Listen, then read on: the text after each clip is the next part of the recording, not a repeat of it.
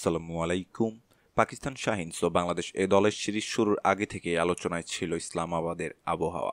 প্রথম 4 দিনের ম্যাচে তৃতীয় দিনে এসে পুরোদমে বাগড়া দিয়েছে বৃষ্টি, যার ফলে তৃতীয় দিনের খেলা পরিত্যক্ত ঘোষণা করতে বাধ্য হয়েছে ম্যাচ অফিসিয়ালসরা।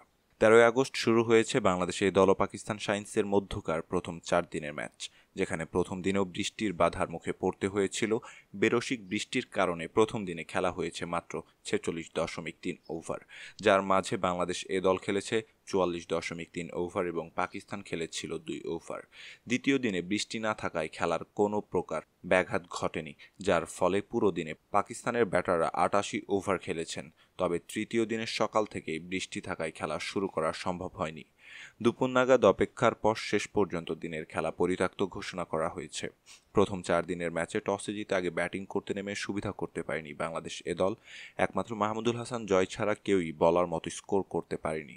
মুশফিকুর রহিম, মুমিনুল হকদের ব্যর্থতায় জয়ের 65 রানের ইনিংসের পরও 122 রানে অল আউট সফরকারী বাংলাদেশকে জবাব দিতে নেমে উমর আমিন, সৌদ শাকিল, মোহাম্মদ হুরাইরাদের ব্যাটে 4 উইকেটে 367 রানের পুঁজি পেয়েছে পাকিস্তান শাহিনস।